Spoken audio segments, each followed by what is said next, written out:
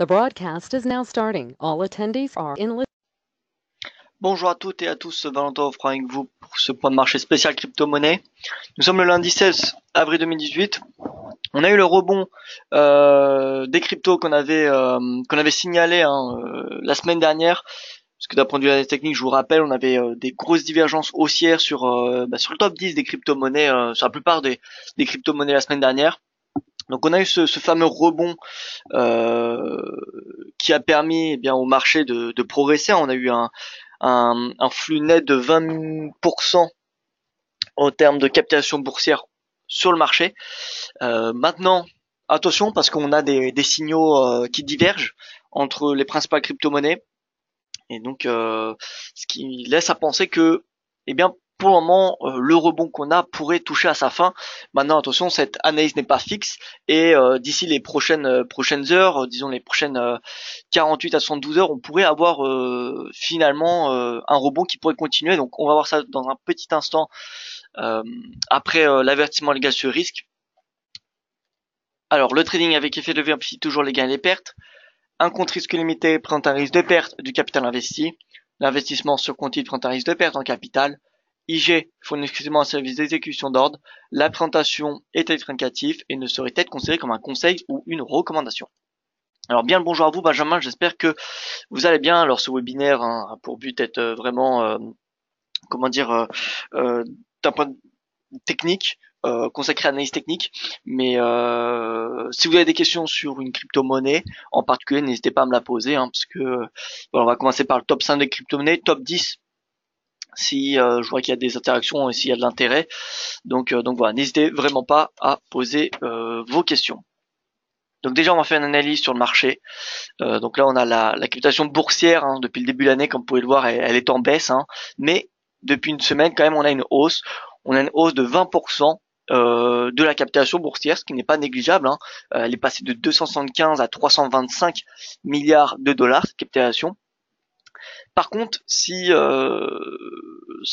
qui est bien avec cette captation boursière, c'est qu'elle peut servir comme indice, un petit peu comme le S&P. Vous savez que le S&P, c'est l'indice, l'un des indices les plus larges de Wall Street. En tout cas, c'est celui qui est l'indice le large qui est le plus tradé. Cet indice regroupe 500 entreprises américaines qui couvrent globalement 80% des actions américaines. Donc le S&P donne un bon état du marché américain.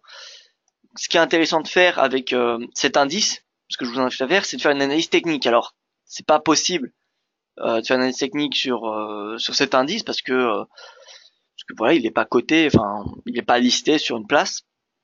Mais donc, ce que je vous invite à faire, c'est prendre une capture d'écran. Ensuite, vous n'allez pas pouvoir mettre le RSI, mais vraiment une analyse technique de base. Moi, ce que je fais, c'est que je me mets sur PowerPoint. D'accord? Vous collez, et là, ce que vous pouvez faire, c'est vous tracer une oblique qui vient chercher les plus hauts. Alors attention, pardon, j'ai oublié de faire quelque chose. J'ai oublié de mettre mon graphique en logarithmique, c'est très important, étant donné que le marché des cryptos est assez volatile. 1% il y a de cela 3 mois ne vaut pas du tout la même chose que 1% aujourd'hui. 1% il y a 3 mois sur le Bitcoin, c'était 200 $. Aujourd'hui, 1%, c'est 80 $. Donc, vous voyez, c'est moitié moins. Donc, forcément, le marché ne réagit pas de la même façon il y a 3 mois et aujourd'hui, d'un point de vue absolu. Par contre, il réagit globalement. L'idée, c'est qu'il réagisse de la même façon d'un point de vue relatif et donc en pourcentage. C'est important sur le marché des cryptos, je trouve, à part si vous faites de l'intraday, bien évidemment. Mais si vous commencez à faire du swing, le graphique logarithmique prend toute son importance sur le marché des crypto-monnaies. Alors que sur le S&P, enfin sur le marché action du Forex, le graphique logarithmique est intéressant que si on se met sur le graphique mensuel. Voyez. Donc là, on trace une oblique baissière qui vient chercher tous les points hauts depuis depuis le début de l'année, parce que c'est voilà, on a eu les plus hauts d'un point de vue capitalisation boursière première semaine 2018, et depuis le marché qui est sous pression, et là on peut voir que le marché teste cette oblique. Donc on a un léger dépassement d'intraday, mais bon, on peut pas dire que voilà, cette cassure intraday est valide. Donc il faudra attendre, c'est pour ça, les prochaines heures. Et si on a finalement la capitalisation boursière qui continue d'évoluer au-dessus de cette oblique, ça sera un premier signal haussier majeur. pour le marché. D'accord? Donc voilà, c'est déjà cette première oblique à surveiller. Ensuite, on peut voir, ce qui est assez intéressant, c'est que depuis le début de l'année, on a le Bitcoin quand même qui reprend des parts de marché dans un marché qui est en baisse. Ce qui veut dire que finalement, le Bitcoin surperforme les majeurs, si je puis dire. Quand je dis les majeurs, je fais référence au Forex, parce que en fait, les majeurs sur le Forex, c'est les 7 devises les plus importantes en termes de volume, en termes de change. Et donc quand je dis les majors sur crypto, on va dire c'est le top 5, vous voyez, le top 5, top 10 des crypto-monnaies en termes de captation boursière. Finalement, ce qu'on peut voir, c'est que quand on a un marché qui est en baisse, en tout cas depuis le début de l'année, finalement le Bitcoin il a surperformé. Alors ça veut pas dire qu'il était haussier, ça veut pas dire qu'il s'est apprécié, mais en tout cas il s'est moins déprécié que les autres. D'accord? Alors que l'Ethereum, vous voyez que l'Ethereum a quand même pas mal baissé, et à noter que voilà, les autres crypto-monnaies entre guillemets sont restées stables aux alentours des 20% du marché total. Voilà, donc on se met sur le Bitcoin. On commence par l'analyse technique Bitcoin. Donc là, on a un canal haussier. On est sur l'échelle logarithmique, je vous rappelle. Donc l'échelle logarithmique, si vous essayez de tracer ces lignes de tendance sur un graphique linéaire, ils ne seront pas les mêmes. Faisons un exemple. Propriété prix, échelle linéaire. Et là, vous voyez que ça ne donne plus du tout le même aspect. Et finalement, ces obliques n'ont pas vraiment d'intérêt sur un graphique linéaire, alors que sur un graphique logarithmique, ils ont toute leur importance. Donc là on a ce canal en bleu qui est le canal haussier de 2017 si je puis dire. Donc c'est finalement le canal dans lequel le Bitcoin a le plus évolué en 2017. Et vous voyez qu'on a 1, 2, 3 points de contact. On a la cassure fin mars, le pullback cette semaine, enfin dimanche et lundi. Donc là aujourd'hui on a le repli. C'est également la moyenne mobile à 200 jours, enfin en tout cas proche, mais surtout cette oblique baissière depuis la mi-décembre. Et donc c'est cette oblique baissière qui est à surveiller. Si on a un franchissement de cette oblique, ce sera clairement un signal haussier sur le crypto. Et là, ce sera envisageable de payer le crypto à nouveau sur du moyen terme. On pourra dire concrètement que le marché est dans un bull market. Alors ça ne veut pas dire qu'il ira chercher les 20 000, mais en tout cas, on aura clairement un puissant signal haussier en direction déjà des 11 500 et ensuite des 15 000. À noter que le RSI évolue au-dessus de 50. D'accord? Maintenant, attention, je précise que le cours est toujours sous cette oblique. Alors, sous l'oblique baissière, sous cette oblique haussière, sous la moyenne mobile à 200 jours. Donc là, on est sur un niveau de prix très important. Vous voyez que là, on est sur un niveau de résistance très important. Donc, c'est pour ça que s'il est dépassé, ce sera un puissant signal haussier. Mais tant qu'il n'est pas dépassé, c'est pas possible. En tout cas, c'est trop risqué de passer à l'achat. Et c'est pas le moment de passer à la vente, étant donné qu'on n'a pas encore le signal baissier. Si ce soir, on a un avalement baissier, dans ce cas, ce sera possible de le vendre. Si par exemple on a le RSI qui repasse sous 50 avec un avalement baissier du prix, on aura deux signaux baissiers et il sera possible de shorter le Bitcoin.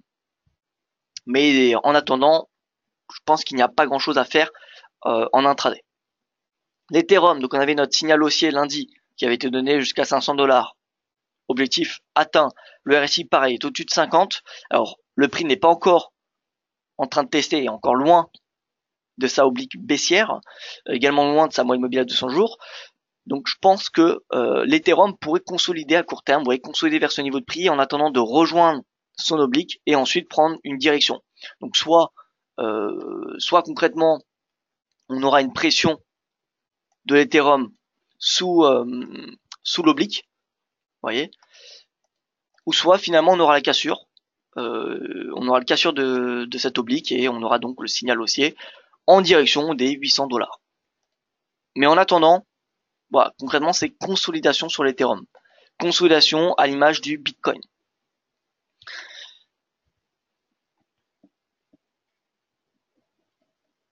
Maintenant, pourquoi je dis qu'il y a des signaux qui divergent? Parce que Bitcoin et Ethereum, c'est deux crypto-monnaies les plus importantes en termes de capitalisation boursière qui restent sous leurs obliques baissières.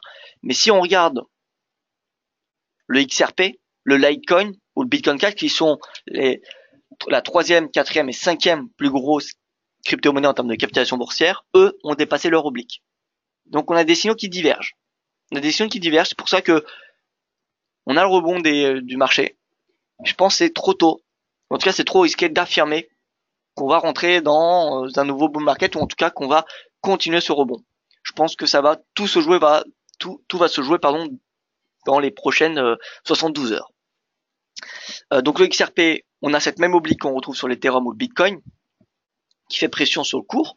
Et là, donc, on a eu la cassure le 12 avril. Depuis, le cours consolide. Alors, c'est peu probable qu'on vienne chercher les 0,88 qui est la prochaine résistance technique.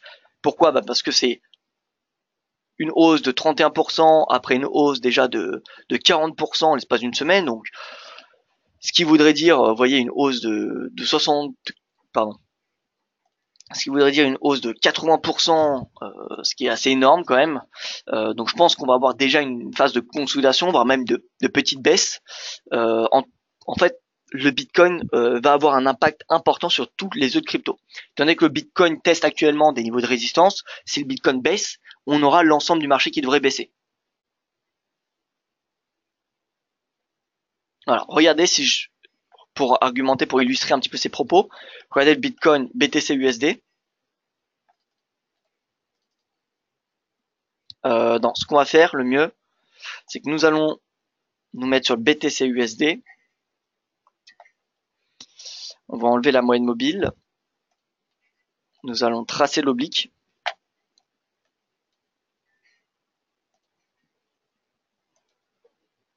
Donc, on a l'oblique baissière. Et maintenant, si on superpose le XRP USD, par exemple,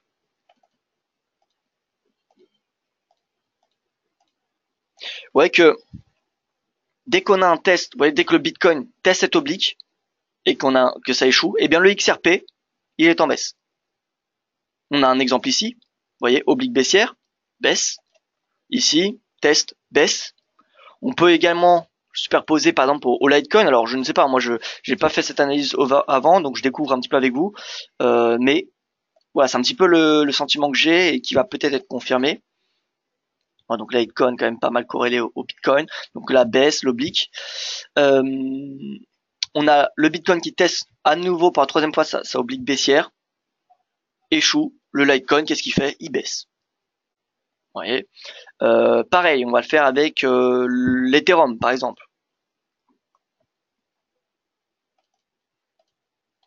L'Ethereum, donc on va le mettre en orange.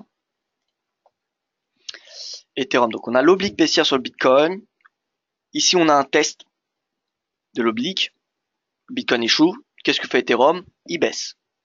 Donc vous voyez qu'en fait cette oblique sur le Bitcoin, j'ai envie de dire, elle n'a pas un impact uniquement sur le cours du BTC-USD, mais sur l'ensemble du marché.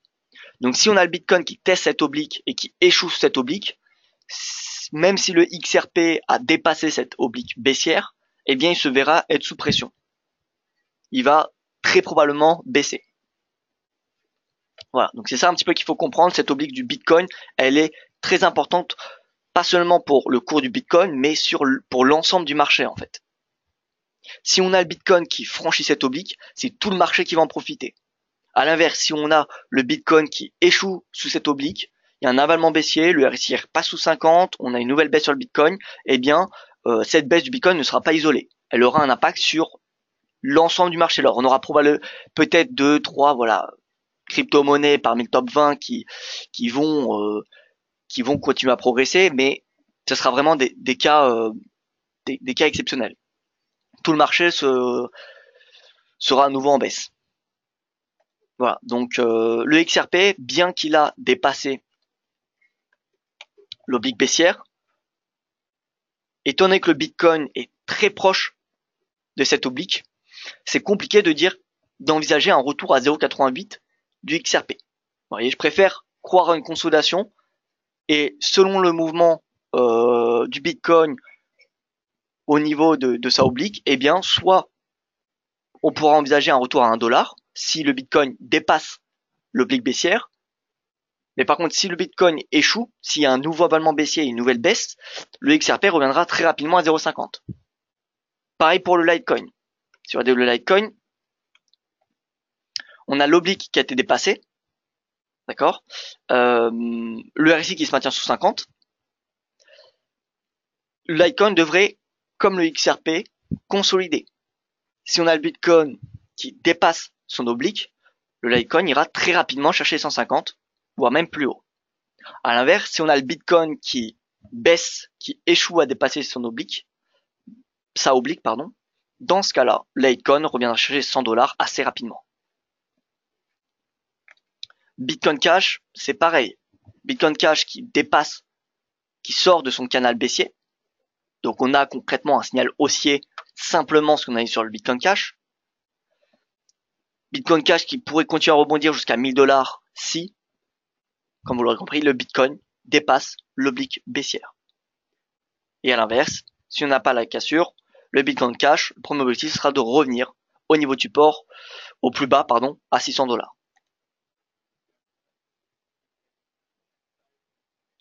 Alors Benjamin qui me demande, pouvez-vous tracer l'oblique baissière sur Bitcoin en échelle normale et pas logarithmique?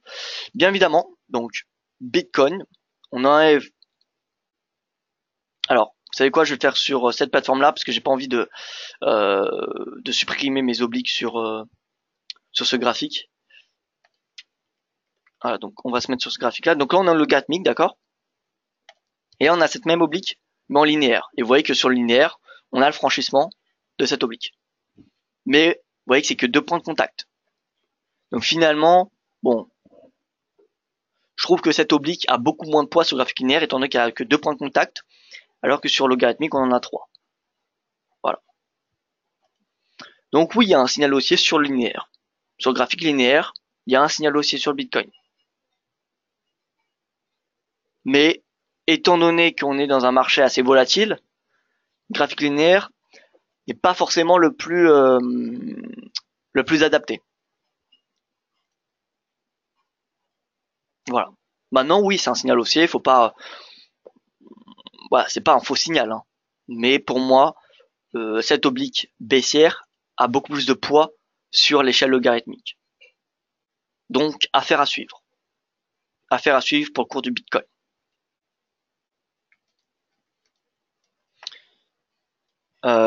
On regarde le top 10 des cryptos.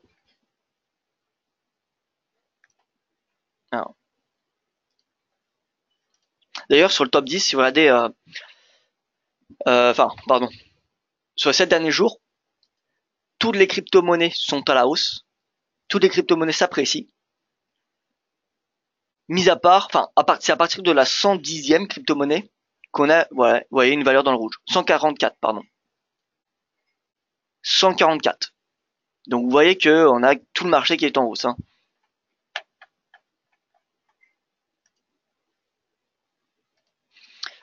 Net surperformance d'ailleurs de Cardano et de IOTA.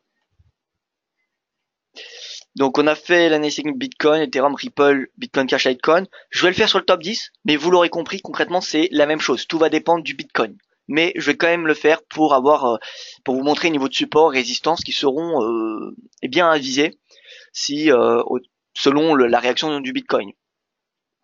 Soit on pourra viser la résistance si le Bitcoin dépasse l'oblique baissière sur le graphique logarithmique.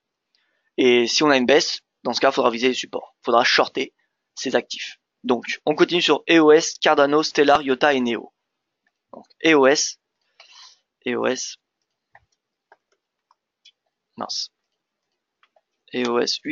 Donc, on a l'oblique qui a été dépassé. On est sur logarithmique. Hein. Nous sommes sur logarithmique. Donc, si le Bitcoin dépasse la ligne de tendance baissière, eh bien l'EOS ira chercher 10 $, voire même beaucoup plus haut, hein, étant donné qu'on a une nette surperformance de l'EOS cette dernière semaine. Hein. Donc 10 $, voire même 12. Et à l'inverse, si le Bitcoin échoue, EOS ira très rapidement chercher des 5 $. Cardano, donc ADA USD. Cardano, pareil, vous voyez cette oblique dépassée. On ira très rapidement chez les 0,50 si le Bitcoin franchit la ligne de tendance. Dans le cas contraire, Cardano ira rechercher ses récents plus bas vers les 0,15 à peu près. Continue sur Stellar. Ensuite, IOTA. Stellar, 1, 2, 3, 4. 4 points de contact. 5e, le cours qui franchit cette trendline. Donc fort signal haussier quand même, hein, parce qu'on a quand même 4 points de contact sur Stellar, alors qu'il y en a que 3 sur le Bitcoin ou 2 sur le XRP. Donc on a quand même un signal haussier sur Stellar. Mais bon, c'est pareil. Stellar réagira selon la réaction du Bitcoin à sa oblique baissière. Donc soit Stellar revient chercher les 0,50 d'ici 2 semaines si le Bitcoin franchit la ligne de tendance. Dans le cas contraire, Stellar ira probablement revenir à 0,20.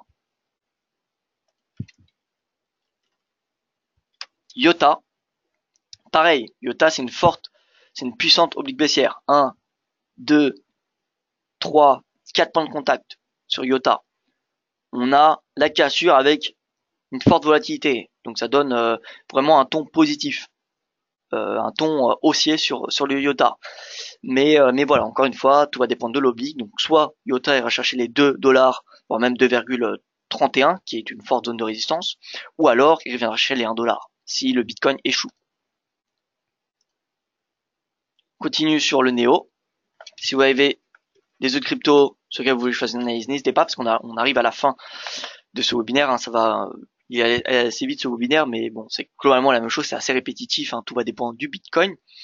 Donc Néo, on n'a que 2 points de contact, donc voilà, oblique qui n'est pas aussi importante, j'ai envie de dire, que le Stellar ou le IOTA, mais bon, elle reste quand même importante. Ça donne une marge de progression un peu plus intéressante, parce que finalement, étant donné que le Néo est encore bien, une marge de progression encore très espacée, de l'oblique baissière, on a une marge de progression assez importante. Si le Bitcoin franchit sa ligne de tendance, le Néo ira chercher les 100 $, donc à contraire, il reviendra vers les 45-40.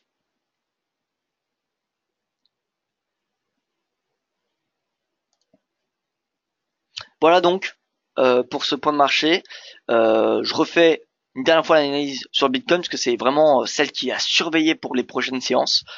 Donc en clair, le signal haussier sur l'ensemble du marché sera donné si le Bitcoin franchit cette oblique baissière en rouge. Parce que s'il franchit cette oblique baissière, ça voudrait dire qu'il franchit également sa moyenne mobile à 200 jours. Et puisqu'il a fait pression depuis le début de l'année, depuis le bear market sur l'ensemble du marché, eh bien, ce sera un puissant signal bullish. Et on pourra globalement dire que le marché des cryptos est dans un nouveau bull market. Alors ça ne veut pas dire qu'il va refaire un x5 en 6 mois, d'accord, mais ça sera clairement envisageable de anticiper des positions acheteuses jusqu'à eh bien déjà 12 000, 11 500, vous voyez, ce plus haut, ce récent plus haut, et ensuite 15 000.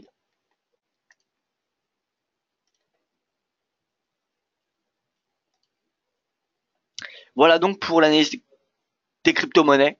Moi, c'est ma conviction, enfin c'est mon opinion, hein, ma opinion, pardon, sur le marché. Hein, je suis vraiment neutre parce que ces prochaines heures vont être décisives pour le Bitcoin.